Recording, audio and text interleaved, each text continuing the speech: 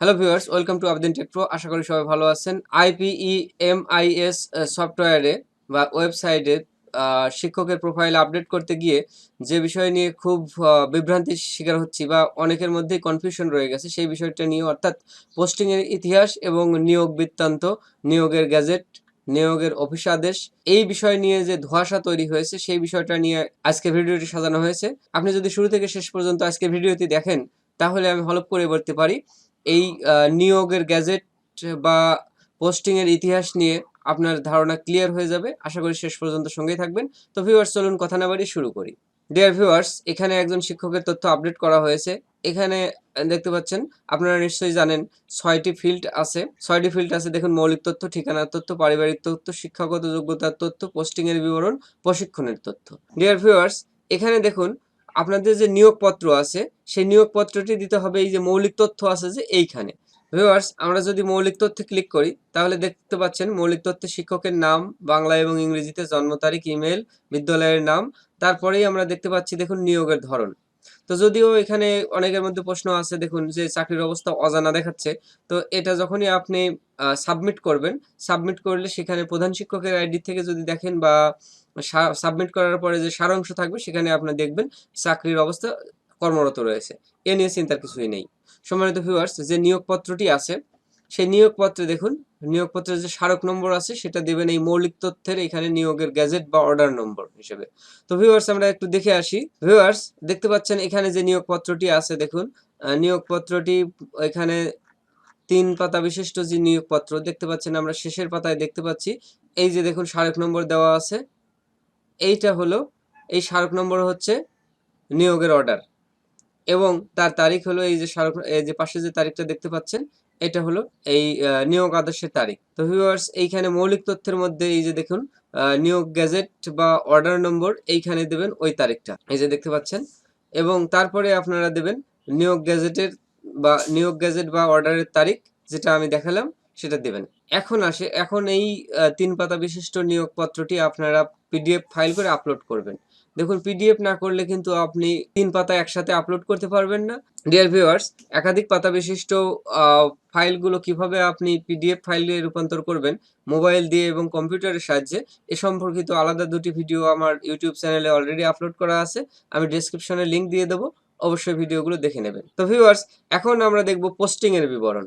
তো ভিউয়ার্স, আমরা পোস্টিং এর বিবরণে চলে যাচ্ছি। তো ভিউয়ার্স, এই যে পোস্টিং এর ইতিহাস এইখানে আমরা দেব, দেখতে পাচ্ছেন এই যে গেজেট নম্বর। এই গেজেট নম্বরটা আমরা কোনটা দেব সেটার জন্য আমরা দেখে আসি। সম্মানিত ভিউয়ার্স, দেখুন আপনার নিয়োগপত্রের সঙ্গে বা পরেই আলাদা একটা চিঠি আপনাকে দেওয়া হয়েছে, যেখানে দেখুন আপনার টিপিও অফিস থেকে দেওয়া হয়েছে। আপনার নামের পাশে স্কুলের নাম দেওয়া হয়েছে, এই যে আপনার নামের পাশে নিয়োগকৃত বিদ্যালয়ের নাম দেওয়া আছে। এই ধরনের একটি গ্যাজেট আপনাকে দেওয়া হয়েছে বা অর্ডার আপনাকে দেওয়া হয়েছে। সেইটার যে স্মারক নম্বর আছে এবং তারিখ, এই তারিখটা এবং এই স্মারক নম্বরটা হবে এইখানে, অর্থাৎ পোস্টিং এর ইতিহাস। আশা করি বিষয়টি বুঝতে পেরেছেন।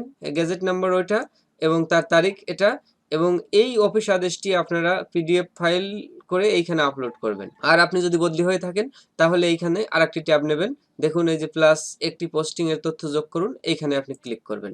এইখানে ক্লিক করার সঙ্গে সঙ্গে দেখুন আরেকটা এইরকম, সম্মানিত ভিউয়ার্স, পোস্টিং এর ইতিহাস ২, এখানে আপনার পদবি নির্বাচন করবেন। তারপরে বিশেষত্ব থাকলে বিশেষত্ব দিবেন, না থাকলে নাই। যোগদানের তারিখ, এইখানে আপনি কবে যোগদান করেছেন। পোস্টিং এর ধরন, অর্থাৎ পোস্টিং এখানে কিভাবে এসেছেন, বদলি হয়ে এসেছেন, এটা অবশ্যই দিতে হবে। যোগদানের তারিখ আপনারা দিয়ে দেবেন। তারপরে দেখুন প্লেসমেন্ট স্কুল, অর্থাৎ যে বিদ্যালয়ে আপনি প্লেসমেন্ট হয়ে এসেছেন সেই বিদ্যালয়ের নাম এখানে দেবেন। আর পূর্ববর্তী প্লেসমেন্ট স্কুল, অর্থাৎ যে বিদ্যালয়ে আপনি ছিলেন, যেখান থেকে বদলি হয়ে এসেছেন সেটা এখান থেকে নির্বাচন করবেন। দেখুন, নির্বাচন করার জন্য এখানে স্কুলের ইএমআইএস কোড দিয়ে সার্চ দিলে আপনারা স্কুলগুলো পেয়ে যাবেন। আশা করি বিষয়টি বুঝতে পেরেছেন। তারপরে দেখুন সেই পোস্টিং এর গ্যাজেট। সম্মানিত ভিউয়ার্স, এখানে দেখুন উপজেলা শিক্ষা অফিস থেকে যে অফিস আদেশের মাধ্যমে আপনাকে বদলি করা হয়েছে সেটাই হচ্ছে পোস্টিং এর গ্যাজেট। সেই গ্যাজেটটি এখানে দিয়ে দেবেন। আছে থাকলে দেখুন গ্যাজেট নম্বর, গ্যাজেটের তারিখ, স্ক্যান কপি আপলোড করার অপশন আসবে, সেখান থেকে আপনারা এগুলো পূরণ করবেন। আর যদি নাই দেন তাহলে কিন্তু এগুলো আপলোড করা বা গ্যাজেট দেওয়ার কোনো দরকার নেই। তো অনেকের মধ্যেই এ নিয়ে হতাশা দেখা গেছে যে আমার পোস্টিং এর গ্যাজেট নাই, আমি এখন কি করব, কোথায় পাবো।